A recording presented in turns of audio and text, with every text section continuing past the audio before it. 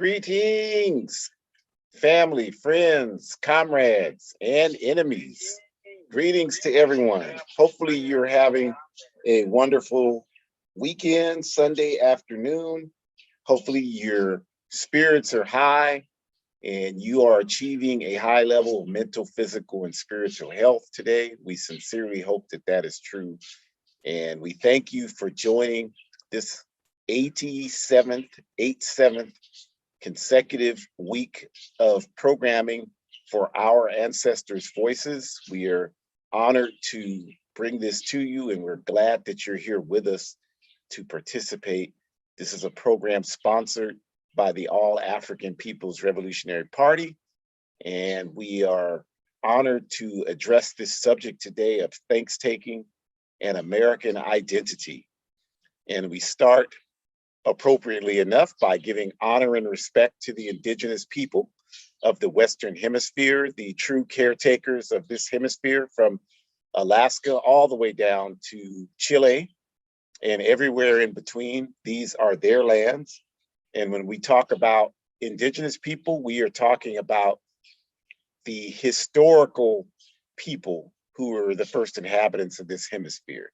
And that means the people who identify as American Indians, as Chicano, Mexicano, Latino, whatever term those folks define themselves as, those are the people we're talking about when we say indigenous people of the Western Hemisphere. We're not talking about Europeans who want to appropriate and separate themselves from their colonial legacy. We're not talking about Africans who know nothing about Africa and are ashamed and therefore find the unfortunate need to create a make-believe history. We're talking about the real indigenous people of the Western Hemisphere. We honor them and respect their struggles for self-determination. And of course, we also honor and respect the struggle of our African ancestors, who are the only reason that we exist currently. Without them, we would not be here. They sacrificed, they endured, they resisted, they did everything they could to ensure that our continuum took place. And we are determined to carry out their legacy with the dignity that it deserves. So we are honored to be here and continue that struggle. And today's topic is very much in line with both of those acknowledgments, because we're talking about Thankstaking, and we're talking about, there's this trend now where people, they don't want to call it Thanksgiving, and they get together, and it's totally understandable. It's the only time people have off. It's the only time people can, organize an opportunity to get together. So we totally understand that, but we just have some, what we think are constructive suggestions today about how you can ensure that you're not unwittingly upholding an institution of oppression, even if you don't mean to do that. And then we also want to couch that within the context of this whole concept of identifying with America, whether it's by you calling yourself an African American or a white American or a Mexican American or any other type of American other than indigenous people, like the American Indian. That's perfectly fine, because that's what they are. But anybody else that makes an effort to in any way identify with this hemisphere, this country, etc., we're going to talk about why that's so problematic. So we're glad that you're here to join us for this session. And we start with our usual introductions. Our Ancestors' Voices, as I mentioned, a program of the All African People's Revolutionary Party. The All African People's Revolutionary Party is a revolutionary, independent, mass Pan-African political party based in Africa. Our objective is Pan-Africanism. And the definition of Pan-Africanism for us is one unified socialist Africa. And we see that definition of Pan-Africanism, we see Pan-Africanism as the solution to the problems 2 billion African people face wherever we live on the planet Earth. We don't believe that any African will ever be free until Africa is free. And the Handbook of Revolutionary Warfare you see on the right there is our blueprint for achieving Pan-Africanism. We're engaged in that work. You see the logos of many of the organizations that we have participated in and continue to participate in. and many others that aren't shown, to bring about that worldwide Pan-African fighting force that Kwame Nkrumah called for in the handbook. That, you all, is our mission. And that is what we are focused on achieving. And our Ancestors' Voices is hosted by myself, Ajamu Umi, and my daughter, Shakura Umi. We are both active and proud organizers within the All African People's Revolutionary Party. And we are so glad that you're here with us today. And I'm honored to share this space with her every week. We don't do father-daughter videos, dancing and singing, although we could dance and sing together as well as anybody. We have karaoke together and turned the house out, so we can do that, but that's not how we present ourselves publicly. We present ourselves publicly this way, by showing that all African fathers and children are not estranged from each other, not negative, they're not negative circumstances guiding those relationships the way the capitalist system wants to make us believe there is, but that it is possible and it is necessary for us to have respectful and healthy relationships as parent and child, and that we can grow and develop on that. Nobody's perfect, but we can grow and develop on that. And we certainly can expand our relationship to facilitate us actively working together to liberate our people and make a contribution to humanity. So on that note, I'll get us started by turning us over to Shakura.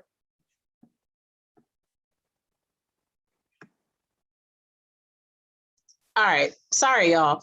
Hey, everyone, how y'all doing? Okay, I'm trying to get myself together. I was traveling yesterday. I'm a little discombobulated, but it's all right. We're gonna make it happen. Thank you for your patience. Hopefully you all are in good spirits and doing well. I'm really excited to talk today about this extremely important topic. And I am actually joining us on Zoom. And so we already are talking in the chat. One of our comrades, Mark, is just mentioning how important it is for us to continue this dialogue, because even though, as my dad just alluded to, some folks are even changing how they think about the idea of Spending Thursday, but we still have to get to the root of what it stems from. We also have to get to the root of, how do we plan to be revolutionaries when it comes to our comrades who identify as Indigenous? Like, how do we show them support? How do we acknowledge the trauma, the murder, the rape, the theft of land? How do we be allies with that and acknowledge that, and not just brush it under the rug because we quote unquote just want to have dinner with our families, right? Like it's not that simple, because as I just said, we're talking about rape and murder and theft of land. So it's not going to be as simple as having dinner. And so we're going to try to just give you all some tips and just, help continue to remind you all. The biggest thing I would say, I'm hoping you'll take away from this whole seminar tonight, is that it is so much easier to swim with the stream than against it. And what we're asking you all to do is to swim against the stream. I understand that's going to reduce popularity. I understand that's going to reduce your ability to have a way with the crowds or even spend time with your family. And for some of you, if you live by yourself, that might be a non-negotiable. You may need to see your family because you are literally tired of being by yourself because of the isolation from the pandemic, or maybe you're now working from your place and so you just want to get away. Whatever the reasoning is, I get it. I live by myself too. And so I really understand that, but I am also committed to my principles, and I'm also non-negotiable committed to my principles. And so for me, what Thursday looks like is I'm going to go to an Indigenous mound that is a naturally built facility here in Memphis, thanks to our Indigenous comrades. I'm going to take a bottle of water and do what I think will be a very ancestral libation. And then I'm going to take my behind back to my apartment and continue to think about the Indigenous people all day long, because without them, I would not be here. And I benefit driving on their roads every day. I benefit walking on their sidewalks. I benefit smelling the oxygen from the trees that are on their land. So we have to acknowledge that, you all. We can't just not acknowledge that. That would be like being in a room with someone who has been a victim of sexual assault and not addressing how traumatic that has been for that person when they're clearly displaying that they are impacted by that action taking place on them, okay? So just in thinking about that, Kwame Ture often said, quote, there is such an absence of understanding within the US that most people can tell you absolutely nothing about the Americas before 1492, end quote. And another quote in addition to that, in fact, not only do they know nothing about America before 1492, their arrogance makes it so that they don't even want to know, end quote. So in 1492, Cristobal Colon, better known as Christopher Columbus, led a ragtag group of scurvy, syphilis-carrying terrorists, pirates, into the Caribbean area known today as the Dominican Republic. Lost, hungry, diseased, and on the edge of death, these terrorists were greeted with integrity by the Arawak people in that region, and thus the last 528 years of terror begun. By begun, we mean the establishment of the colonial empire in the Western Hemisphere. This institutionalization of systematic theft of indigenous peoples' lands and the establishment of the chattel slavery system of kidnapping, violence, and terror that forcibly brought Africans here from Africa to build up this capitalist empire. Whites and everyone else were not left out. The myth of white supremacy was created from this carnage to serve as a historical justification for the barbarianism that started in 1492 and continues to this day. What capitalist theory will never tell you is the consistency that the indigenous and African people stood up to this violent onslaught. For the indigenous people from Alaska down to Chile and everywhere in between, from the Arawaks in 1492 to the descendants of the Aztecs, Mayans, Incas, and Plains indigenous people today, their resistance has been consistent and uncompromising. For the African masses, from the first kidnappers who violated our people in Eritrea, Somalia, kidnapping the Maasai, Fulani, etc., dragging them across the African continent to continue to terrorize the Wolof, Mandinka, Malinde, Fante, Bacano, etc. Our people fought them relentlessly for our freedom. In fact, the only logical reason that explains why millions of Africans today exist throughout every corner of the Americas is that our people fought for our survival through tremendous sacrifices. In this glorious struggle of resistance, we have learned how to embrace, respect, and pass on to our future generations what this challenge has done and how we use this challenge to do what we can to deconstruct this capitalist system. We understand that the capitalist system built and is dependent on our collective oppression. In order to continue to exist, we must ensure that it is distorted. We must understand that this system is dishonest. We must understand this system is criminal. And because of that, versions of history remain dominant.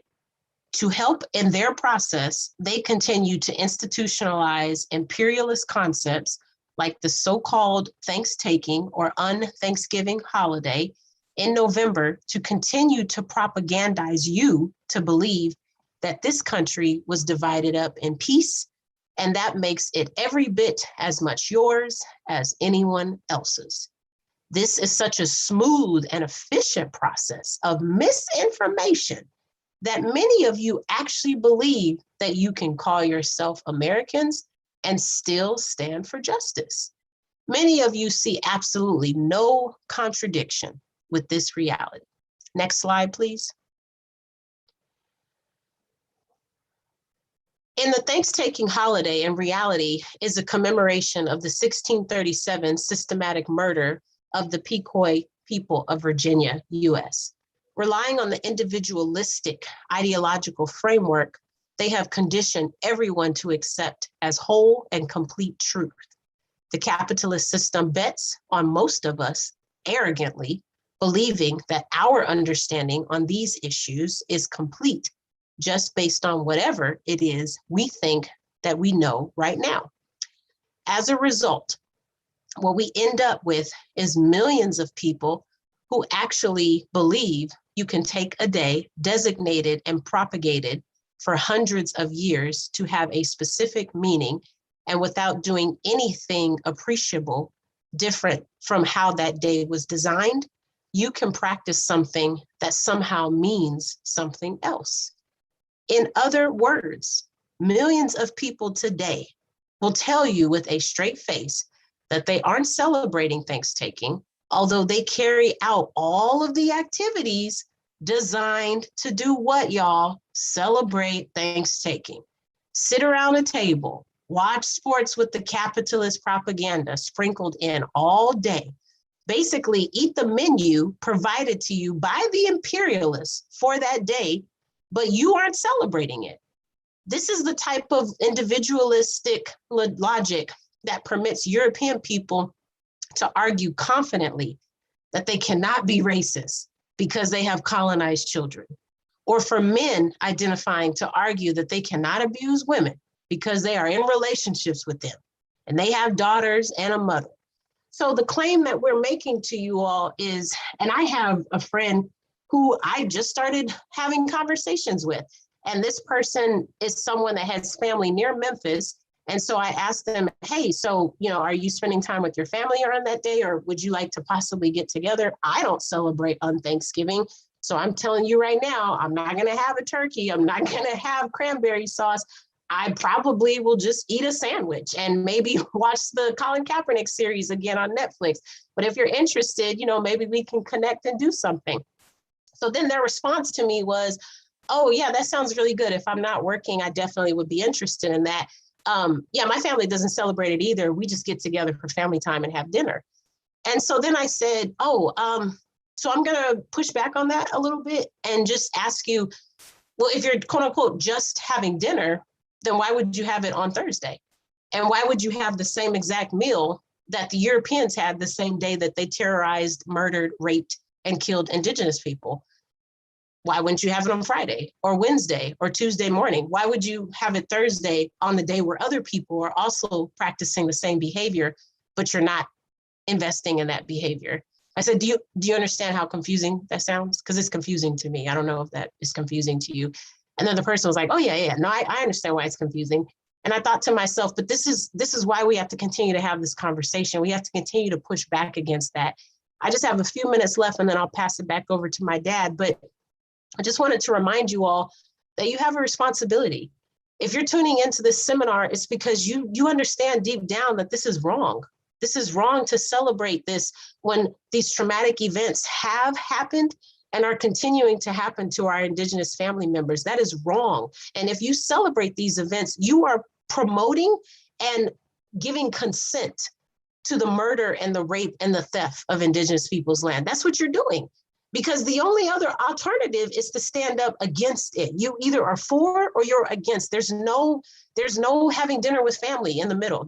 There's none of that. You either are for it or you're against it. To the point where when people ask me, what are you doing? I'm constantly saying, well, I don't celebrate on Thanksgiving. I don't even use the term Thanksgiving.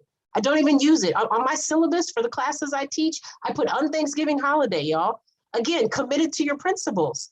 And so then a lot of my students ask me, Ms. Louie, why do you say on Thanksgiving? I'm so glad you asked that. Do you know the history of the indigenous people in this land? Do you understand that this is their land? And then we have those conversations. I told you all last year when we did this seminar that I had a college student who left and was walking out the door. And I said, have a safe break. That's all I said. And they, oh, happy Thanksgiving, Ms. Umi. And I just responded back and said, have a safe break.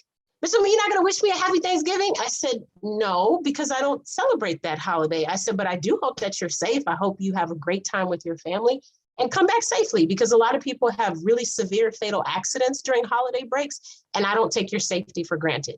And then the student was preoccupied, right? Because I had caught their interest. So they came back and said, well, why don't you celebrate Thanksgiving, Miss Umi? And I said, well, it's a day that is commemorating murder and rape and theft of people. Like, I'm not going to celebrate that. That would be like celebrating a day where everybody is allowed to kill someone else. I wouldn't celebrate something like that. That'd be a horrible day, a horrible day. And so then the student said, I've never heard of that before. And this has to be somebody 1920. So for 2 decades, this person has been on the earth not knowing that that's what happened. And I just said, as humbly as I knew how, I said, if you're interested, so-and-so, I'll send you an article that supports it. Because in my class, everything is based on scholarly articles and backing up your arguments. I said, so I can back up what I'm saying to you, and I'll send you something to support it. If you're interested, I'm not going to email it to you unless you ask me to, though, because that's extra labor on my part. And the student emailed me that night and asked for the article. I sent it to them. They read it over the break, came back and said, I had no idea, Miss Umi, this really gives me a new perspective. That's the call that I'm making to you all. That's the call to action that I'm making to you all. When you go back to work on Friday or Monday, what kind of conversations are you going to have? Are you going to subdue to it and just go to dinner just this one last time? Or are you actually going to be non-negotiable about your principles? As I said, it's going to risk your popularity. I understand that. It might also jeopardize more social isolation if you live by yourself. I understand that. But at the end of the day, what matters to you when you lay down to go to sleep in terms of your morals, your values, your integrity? What matters to you when you're displaying that for your children? Heck, what matters to you when you're displaying that for your animals? Because your animals, you want them to respect you too, right? Otherwise, they'll run your house ragged and have accidents all over your apartment if you let them, right? So how are you committing to your principles on every occasion, 24/7, 365 days a year, to let anybody and everyone know that you're not willing to support the fact that this happened to our Indigenous family members? How are you standing up for for Indigenous family members? How are you doing that? Asante Sana. Ashe, Ashe. You know, when you were talking, Shakur, I was thinking, you know, there's an unfortunate common thing happening among African people now where, you know, you see this and you hear it all the time. People are saying, well, nobody's in our corner. Nobody stands up for us. And that's interesting to me when I see that, because the first thought that comes to my mind when I see it is, well, who are you standing up for? Because you can't expect anybody to stand for you when you don't stand for anybody. You know, and a lot of us, you know, we're really something, right? Like we'll say that nobody stands for us, nobody supports us, and we'll have cranberry sauce dripping down our mouth Thursday, saying nobody stands for us. And who are you standing for? You want people to stand with you. The best way is for you to stand with them. I know everybody understands that. Like, that's not controversial. You want people to stand with you, stand with them.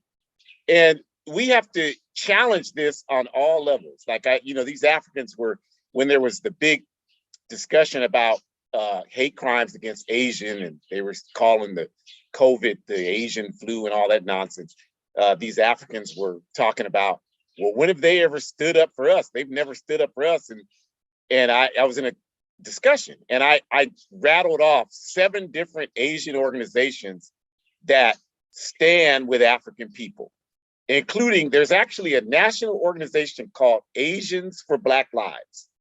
There's no organization called Africans for Asian Lives. There is a national organization called Asians for Black Lives. But the reason why I know this, you all, is because I'm involved in our liberation struggle. And because I do the work, I'm going to come across other activists like that who are also doing the work. And the reason why these Africans didn't know it is that all they do is sit behind their computers and spew out a bunch of vomit all day, every day. So if we want people to stand with us, Shakur, to what you're saying, we have got to stand with them. And that's why this is so important. And we're going to talk about some ways you could do that. Simple. They don't even require you to do anything this week, but take a few seconds of your time. So we'll talk about that. But first, we want to say that, these assaults against the indigenous people, like, it's important to understand that this effort to gain this land has been a continuous effort of violence, psychological intimidation, of institutional oppression. It has been a nonstop process to gain control of this hemisphere. You know, as Vine Deloria, the great indigenous scholar, said, when the white man got here, we had the land and he had the Bible. Once he got here, he had the land and we got the Bible. And it's important that, you know, we have to understand the real critical elements of that statement and what went into that to create that reality. What kind of institutional practices went into that? And African people, we should understand it because the same process was used against us. So we shouldn't have any problem understanding how something like that would look and what kind of adverse impacts it would have on a people to have this type of treatment meted against them for hundreds of years. Nobody should have to explain that to African people because we should understand that as well as they do, the indigenous people. So this is what we have to understand. You know, this is a process that started in 1492 and still continues to this day. Still continues to this day. So this is a struggle that these folks are engaged in. They're not sitting here like, okay, that's fine. We're not worried about that. They're engaged in that struggle. And we have to be thinking about what ways do we either support that or what ways do we work to perpetuate that oppression. I mean, even something as simple as wearing an Atlanta Braves hat or a Washington Redskins, you're perpetuating it when you do that. I know people don't see it like that, but that's what you're doing. But we know better, because if somebody walked by us with the N-word on their sweatshirt, talking about it was an organization, we would be incensed by that. I'm gonna tell you, I would be incensed because when I was working at a restaurant as a college student, this group of Europeans came in the restaurant, Fresno, California, and the one European had a picture of an African on the sweatshirt, and it said the N-word, and then it said a word that rhymes with it starting with S. And I came out there because I was bussing tables. That's what I did, was dishwashing at that job. And I came out there, this is in 1980, and they thought it was a big joke. They said, oh, that's funny. There's somebody you need to show your shirt to, they said to this guy. And I said, I saw the shirt, and they busted up laughing, and there were like 6 of them. I was so incensed. I went in the back, got a squeegee, and went out and attacked all of them. They called the police. I got fired. It was one of the best days of my life. So we have to make a decision, you all, about where we stand. I'll sacrifice that job and 5 more like it to stand up for dignity the way I did that day. And I've been trying to stand up that way ever since. So this process of oppression against indigenous people, when the violence didn't work, they used, as I mentioned, other mechanisms within the capitalist system to ensure that they stole the land. When they didn't just out and out kill the people and terrorize them, they enacted legislation to perform the same function, like the Homestead Act, where today the Homestead Act, which was passed in 1863, it allowed the military to go on and forcibly remove indigenous people from lands. And then those lands were made available to European people. They weren't made available to anybody else, but they were made available to European people. And today, because every state has some version of the Homestead Act, and the Homestead Act is a federal law.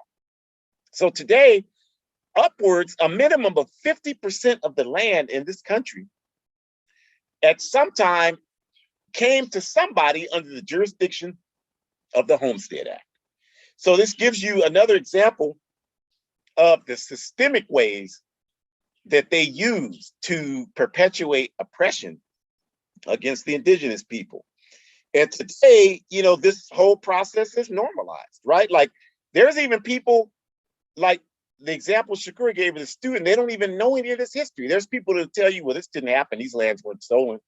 I get this all the time. After we do this workshop today, I'll get tons of hate mail from people. This lands weren't stolen, it happens all the time. So it's been normalized to the point where people pretend that, well, it's not really a real thing, nothing really happened. And the reason why they're doing that is because the whole myth of white supremacy is that European Judeo-Christian society is at the top of the world today because Those people are the hardest working people. They're the most honest people. They have the best work ethic. They're the ones who have the proper belief in God, and nobody else has that. So that's why they're on top of the world. When that's an absolute lie. They're on top of the world because they have a history and legacy of murder and theft. And that's what they've done. These people received them with open arms, and they responded to that with assault, murder, and theft. Just like our people received them in Africa with open arms, and they responded with murder and theft. There are, of course, exceptions to every rule. So please don't write, well, there was this group that did that, of course. But the dominant version of history is what I just said, and nobody can refute that. Nobody can refute that. So it's just important that we understand that this land we're sitting on today is a land full of blood of the indigenous people, full of blood of everyone, but it was stolen based on their land. And I'll just say one more thing, that because a lot of us, we don't know anything about the indigenous struggle. We don't even know that it exists, right? We don't even know that there are indigenous people fighting. And it's important to understand, especially for African people, because there's so much confusion with us around this question of reparations. And a lot of us think reparations is just getting a check, selling out the legacy of our people's struggle for a damn check. That's what a lot of us think reparations is. And I would really urge us to look at the indigenous people of the Western Hemisphere, because if you open your eyes and look at how they're struggling, they're demonstrating to us how to have integrity and not sell out your struggle. They have been offered millions of dollars to accept the fact that the Dakotas, North and South Dakota in this country, were stolen from them, from the Lakota people. That's where the name Dakota comes from. And that they were stolen from them, where they have what they call Mount Rushmore, which is really the Pahasapa, the Black Hills, that was stolen from those people. And they have been offered millions. There's a treaty that was broken, the Fort Laramie Treaty, 1868. Look it up. And we study this stuff, you all. Like, we know this stuff. This is a part of our work. So they have been offered millions of dollars because of the violation of that treaty. They've turned down every cent. They didn't say, well, yeah, give me my check so I can go out and buy a scraper car. That's how a lot of us think of reparations. And we need to take an example from the indigenous people. You cannot sell out our people suffering for no money. You can't do that. And any serious discussion about reparations has to center Africa. It has to center Africa. If it's not doing that, it's a scam by somebody that's just trying to get paid. I don't give a damn who it is. That's exactly what that is. It's a scam for somebody to get some money. So integrity and understanding that, as these folks do, that they have spent the last 500 plus years fighting for their dignity, and understanding that that cannot be sold out, because justice is a universal principle. And on that point, we have to talk a bit about this question of identity, because in any way, form, or fashion, if anyone identifies with this country, you are perpetuating white supremacy. You cannot say, for example, I'm an African American and not perpetuate white supremacy. It is not possible, because the minute you include America in any way in your identity, what you're saying, whether you mean to or not, is completely irrelevant. What you're saying is that I'm claiming this land for myself. It's my land. And by doing that, you're negating these 530 years of terrorism against the indigenous people. Because the only way this could be your land is because there's no acknowledgement of the fact it was stolen from them. And so what we advocate is, don't call yourself an American. I'm not an American. We have at our store, we sell sweatshirts. I'll show you the link to the store at the end. And the sweatshirts, I just got one. I meant to put a picture of it. I'll have a picture of it up next week, but it says African and it has a period. We're Africans, period. That's why I tell people I'm African, period. I'm not African American. There's no such thing. I tell people that's like a Jewish person referring to himself as a Jewish Hitler. It's a total contradiction. How are you going to be American and America has been trying to destroy you for 530 years? That is the ultimate example of Stockholm syndrome, for African people to be calling themselves American in any form. Black American, African American, Afro American, confused American, whatever it is. It's just like one of the organizers in the AAPRP said, he was speaking in an auditorium full of young people once, and he said, us calling ourselves African American shows that we have no context for who we are. It's like us calling ourselves Afro auditoriums because we're sitting in this auditorium. And it's like Malcolm said when they asked him why he used the term African, and he said, because if a cat has kittens in the oven, you don't call them biscuits. So we cannot be confused about any of this. This system wants us to be confused because it serves its interest to be confused. So the point is, every time you utter American as a part of your identity, whatever way you do it, whether it's you calling yourself American, whether it's you saying we, why did we do this? Why did we invade Iraq? Nobody asked you a damn thing about invading Iraq.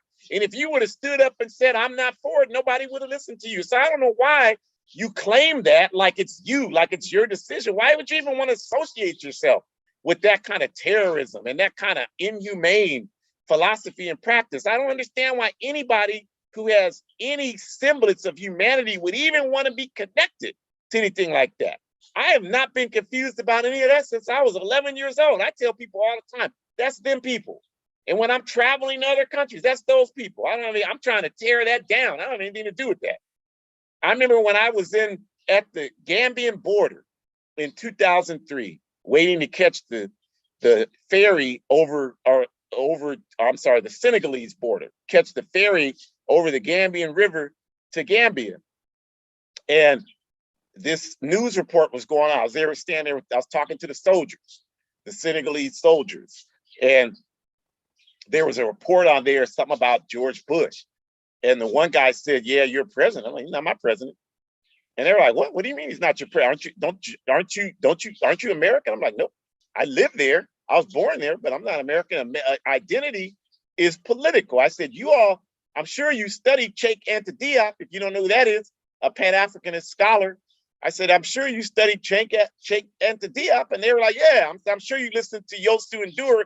Youssou N'Dour is a Senegalese guitarist. It's like Elvis Presley in Senegal. I'm like, so if you listen to what they're talking about, they'll tell you Senegalese identity is political, right? Well, it's the same everywhere. I'm like, I'm an African kidnapped in America. I'm not an American. I'm not a citizen of that country. I want to tear it. I want to burn the country down. And they called 4 or 5 other people over there. Listen, say that again. George Bush is not your president. I'm like, hell no, he's not my president. I don't have anything to do with that. I didn't vote for him. I didn't vote for Obama. I didn't vote for none of those criminals. I want to tear all of this down. That's what I want to do. And they said, well, who are your presidents? I said, Kwame Nkrumah, Sekou Touré, Amilcar Cabral, Patrice Lumumba. They cracked up laughing, but they got the point. And I'm saying we have got to develop a consciousness that raises our dignity up and doesn't perpetuate this Stockholm syndrome thing that we keep doing. We're so ignorant about who we are as African people that we feel like we want to identify with a winner, and we consciously or subconsciously see the winner as American capitalism. So we want to somehow identify with that. And that's like the sickest thing you could do as a human being, to want to identify with such a criminal nation. So we've got to get our intellectual, our psychological, whatever type of help is needed so that we can separate ourselves from that type of dysfunction, because American identity in any form equals white supremacy. No question, no debate about that. And our people, again, we have no knowledge of who we are by design. That's not an accident. We have no knowledge of who we are. And we have got to stop all these baseless claims that are designed to disconnect us from Africa. That's the only purpose of this anti-African, I'm not an African. That's the only purpose. It's not even originating from us. You know, you got people like Newsmax, these right-wing media sources, Ann Coulter. Ann Coulter's a big advocate of this American descendants of slaves movement, ADOS.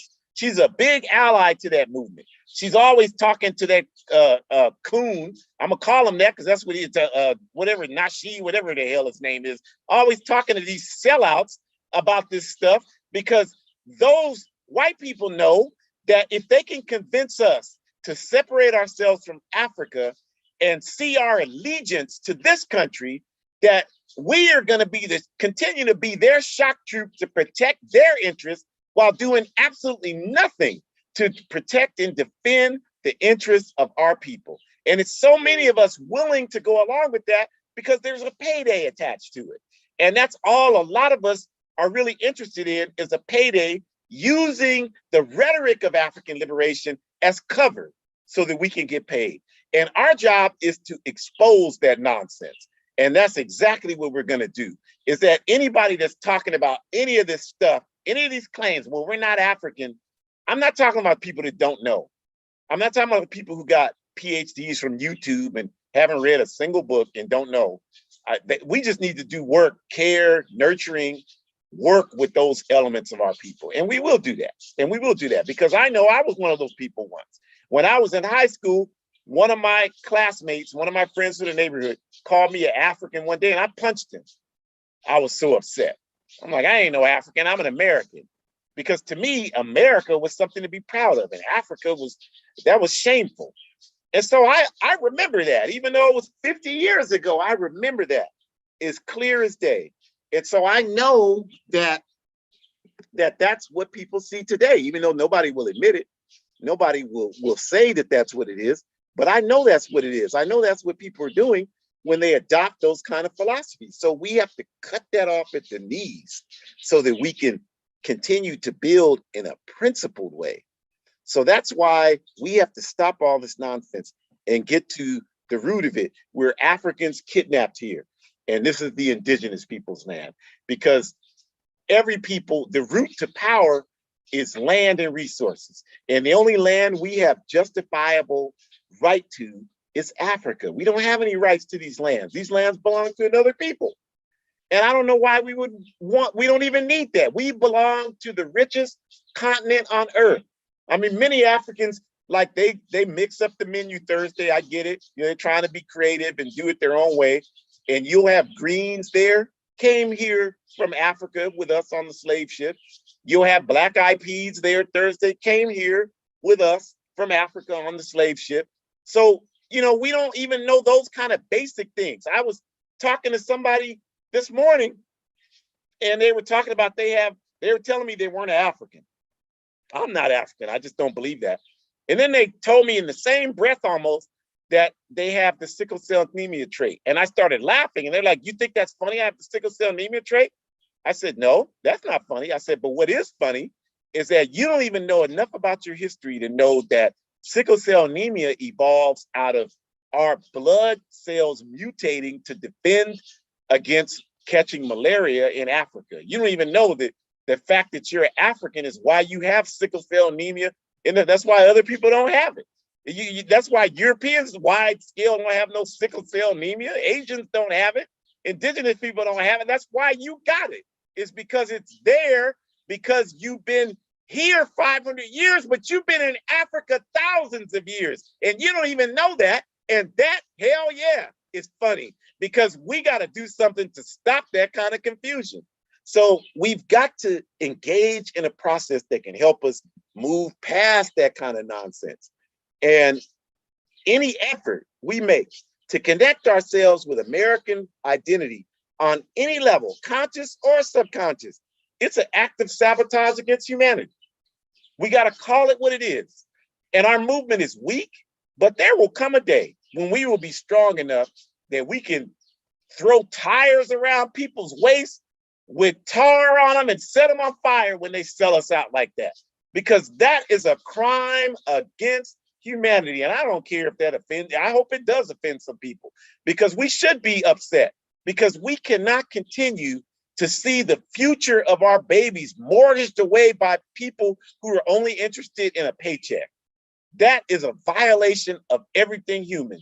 And we have to do everything we can to stand up against that. We have to educate ourselves, and we have to build a movement that's strong enough to give us true liberation, freedom, and a society where we can meet our full potential as human beings, and not this nonsense that exists now, where we're running around breaking our necks for our enemies and having nothing to show for it but death and ill health. It's like someone said yesterday, all we do is work and sleep, but yet we never have any money and we're always tired. And that is exactly true. And that's because the way we're living makes absolutely no sense. None whatsoever. And aliens are going to come here 100 years from now and study what we were doing right now and say, boy, them people were crazy as hell. And they will have every right to do that. Until we stop and change it. And that's what we have to do. So some concrete steps we can make to address this confusion, right? How do we, it doesn't have to be a ton of stuff, right? But I would suggest, if you're meeting with friends, family, whoever Thursday, we're not here to tell you don't do that. I mean, my choice, I've done it with family. I mean, my particular reality right now is that my parents are deceased. Most of my siblings are deceased. My daughter lives across country, so we don't do that. I mean, but if we were together, if me and Shakur were together Thursday, we go out and grab some Ethiopian food or something like that. We would just do that like any other day. But if you want to get together with your family and do something Thursday, we're not speaking against that. Please don't leave here with that confusion. Well, I listened to that, and they told me that if I eat dinner with my family, I'm a sell out to humanity. I'm a boycott that. I'm a organize a boycott against our ancestors' voices. Don't do that, because you'd be totally lying if you did that. That's not what we're saying. Have dinner with your family and friends. Have a great time Thursday. But there are a couple of very small things that we can do to make it so that we're not just, as Shakur said, just going along to get along. Don't just sit there with basically the same menu, basically the same format, basically the same concepts. And like she said, watching TV all day where they're constantly piping in the Thankstaking propaganda, and then we want to sit there and say we ain't celebrating it. Do something a little different. So maybe a lot of times we start with prayer. Use that opportunity. I pray that the indigenous people who have been oppressed in this, can I say the prayer? Yeah, you go ahead. I pray that the indigenous people who have been oppressed in this land by 530 years and this empire built on their backs, that we think of them and that we are thankful that they still stand up and struggle for justice today. That's a prayer you can say Thursday. And your family, what can they dispute about that prayer? What can they say? It's not incorrect. It's not wrong. It's not disrespectful. It's nothing. It's nothing but the truth. So it'll generate a conversation. So do that. Pour a libation and do it. If you want to do it for indigenous people, African people, and all oppressed people, do that. But just that little 30-second thing makes such a positive contribution towards breaking the ice on this backward propaganda. So just do something like that. Just bring an article. Like Shakur said, bring an article about the Pequot people, Pequot, and how they were wiped out by the Pilgrims in 1637. Bring an article that talks about that. And pass it to people. You don't have to force it. You have to be like, God damn it, ain't nobody eating until we read and discuss this article. But you can say, hey, I brought some information. Maybe you might be interested in it. Before we serve the food, you'll just understand that, this day represents a lot of things. I know we're just getting together to have a family dinner. I love you all. Glad to see you. But I just brought this because I think it's important that, if we want people to understand and respect the suffering that we experience, we have to be willing to do the same thing for other people. So this is just an article that gives information about what this day represents. What in the world is wrong with doing that? What is wrong with doing something like that? That's the right thing to do. So you should do it Thursday. You should do something like that. And you should, not just do it Thursday, but develop a consistent process of political education like that. You should be involved in organizations that are doing consistent political education about that. The things that I talked about, the Fort Laramie Treaty, I know that because we have a political education process within the All African People's Revolutionary Party. That's why I know that. I had a cadre circle meeting this morning. We met for 3 hours. We discussed all types of topics, primarily revolutionary ideology from Guinea-Bissau, from Amilcar Cabral. We discussed these things. We discussed the African National Congress for our world geopolitical discussion. So that's why if you raise a discussion about the African National Congress or the Kenyan Socialist League or the Pan-Africanist Congress of Azania, the Azanian People's Organization, the African Party for Independence of Guinea-Bissau, the Democratic Party of Guinea, the Pan-African Union of Sierra Leone, the Amilcar Cabral Ideological School of Nigeria, you bring up that kind of stuff, I can tell you all about the work those organizations do. You bring up the American Indian Movement, Red Nation, we can tell you about that. You bring up Hamas, the Palestinian Authority, we can tell you all about the Irish Republican Socialist Party. We know about those things. We know about those struggles. The International Filipino Independence Movement, we know about it because we study it, you all. We study it. We know it. We can talk to you about Cooperation Jackson. We can talk to you about Malcolm X grassroots movement, the Uhuru movement. We can talk to you about the Nation of Islam. We can talk to you about the National Association for the Advancement of Colored People. When I was on a panel some time ago with a brother from the NAACP, and he was intimidated by our presence. So he started his remarks off by saying, well, we're not going to go back to Africa. We're not going to do that. And because I know my history, I said, it's interesting you say that because nobody here said anything about everybody having to go back to Africa. But the reality is that the founder of your organization, W.B. Du Bois, did exactly that. Oh, I didn't know that. Right, because you don't study anything. You just, as Kwame Ture said, you react to stimuli. You wanted to attack me because you're intimidated. But when you understand the history, you don't have to do that. I said, it's not nobody. I told him after the event, to be honest with you, the way you're talking, I don't want you to go to Africa. We got enough problems we got to work out there. You stay your ass here. Excuse my language. You stay right here with that confusion. But yes, we have to engage in consistent study to change the way misinformation is so institutionalized in this society.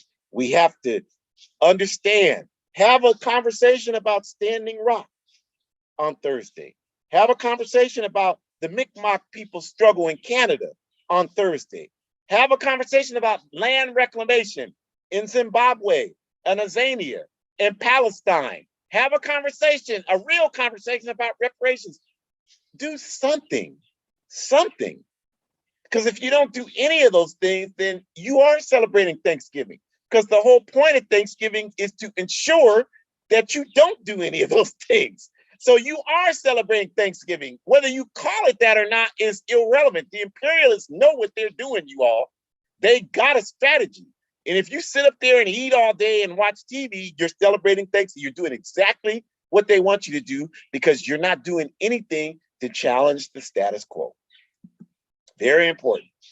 And principled relationships, we have to have that. Not this weak-kneed, soft, liberal, soft, don't want to say anything to hurt anybody's feelings. Your feelings should already be hurt. Just by being in the system, they should be hurt.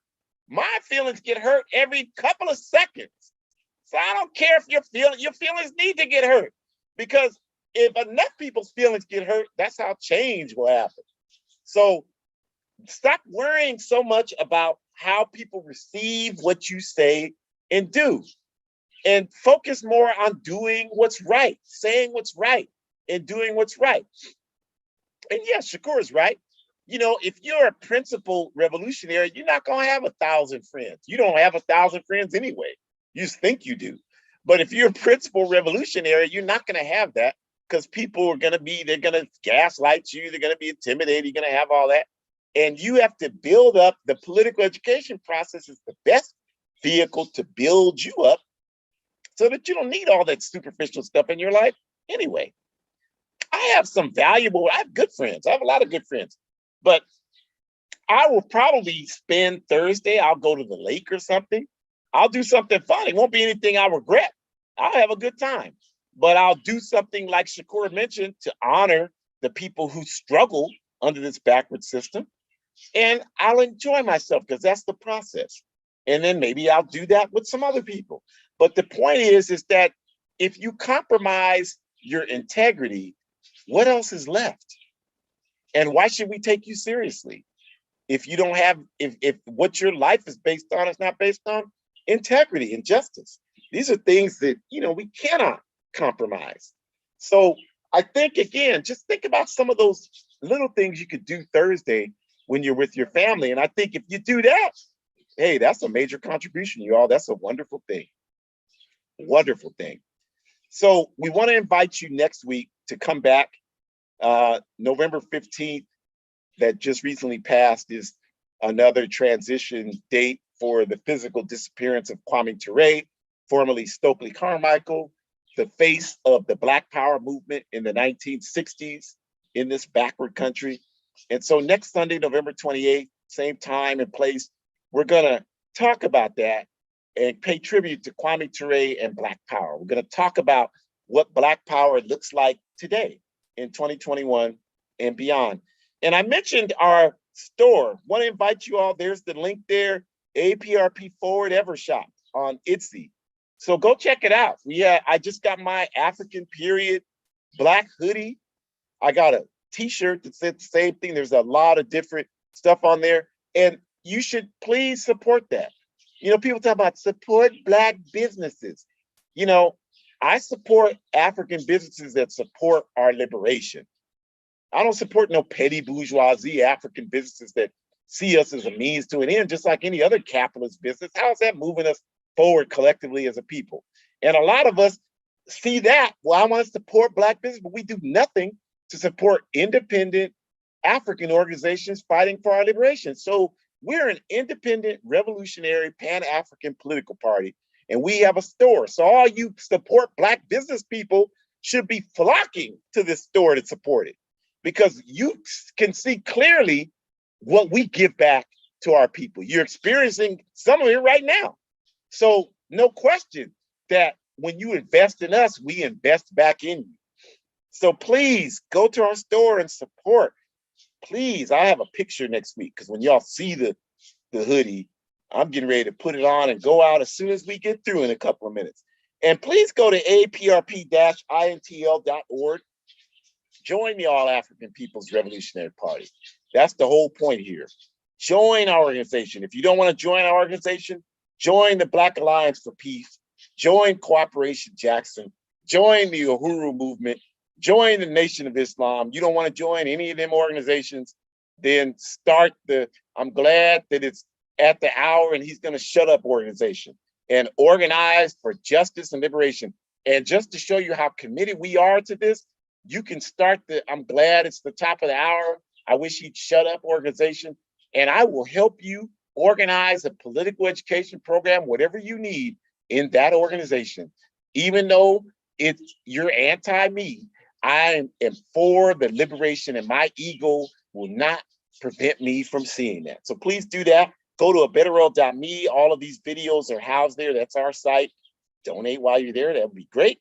We use all proceeds to benefit the struggle. Hoodcommunist.org. Go there, check it out. Revolutionary writings from all over the African world. We have our bi-monthly Telegram event. We just did that last Thursday. We do it every other Thursday. Somebody's trying to act a fool, but you're a little too late, so it's not going to work. Come to all of our programs that we see at the bottom there. Pontula, all of our broadcasts. It's a wonderful thing. Buy my book, A Guide for Organized Defense Against White Supremacist, Patriarchal, and Fascist Violence. You see that people trying to sabotage us, but it's not going to work because we are undeterred in fighting for our liberation. So we want to say to the police, white supremacists, who's ever doing it, you do what you do. We're going to continue to do what we do. Thank you all for joining us. Come back next week, participate in all these programs. Forward ever, backwards never. These pigs will never stop us. We will achieve one unified socialist Africa, because white supremacy is their system. So to us, it's got to go. Patriarchy is their system. So to us, it's got to go. Homophobia is their system. So for us, it's got to go. And capitalism, you already know it's got to go. So eat on that, white supremacists. Forward ever. Y'all have a great rest of your Sunday evening.